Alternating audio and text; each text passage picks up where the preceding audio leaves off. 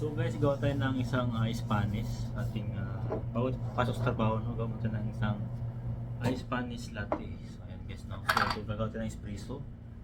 Ito na yung espresso natin. Ayan yung espresso natin, double shots.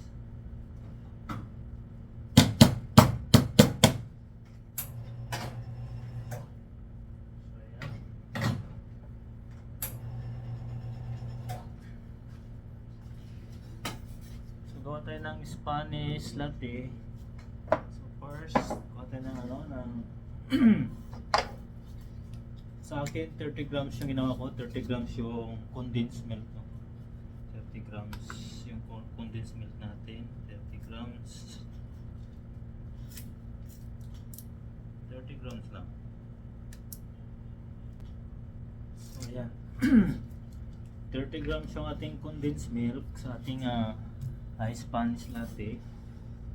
Ayan, pagtapos niyan ay isang 200 grams na milk. Gagawin natin 200 grams na milk. Ayan, 200 grams na milk.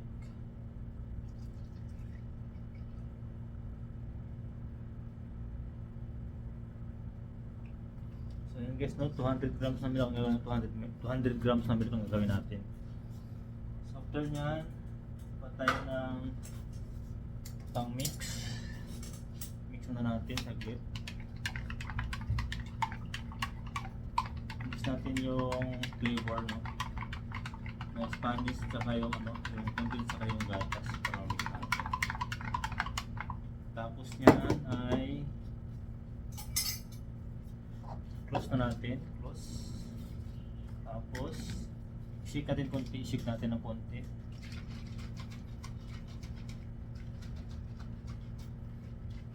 Pagtapos ma-shake guys, gagawin natin ng isang kuha natin ng ice dito sa sa lagyan natin sa baso.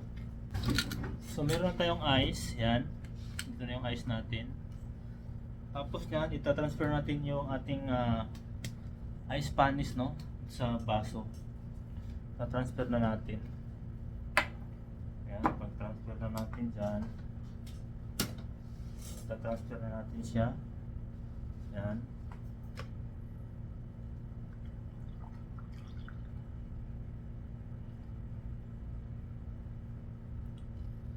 Transfer na siya, no. Ang last niyan ay espresso. So ayan ang ating espresso, ilalagay natin sa top ng ating baso, no. So espresso. So ayan. Ito na siya guys, ang tinatawag na ice Spanish latte. So ayan guys, no. Ang ice Spanish latte ay wala siyang sugar, no, kundi condensed siya. Condensed na 30 grams or 30 ml na size na sugat. So, yung gatas na ko nito ay 200 grams, tapos double shot na espresso. So, yan lang guys na ating ginawa ngayon, ang ating ice Spanish latte. So, yan guys. Try natin. Mix muna natin sa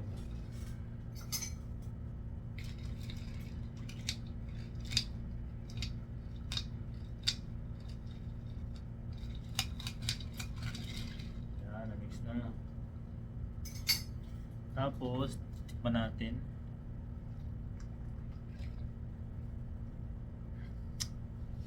Thank you for watching.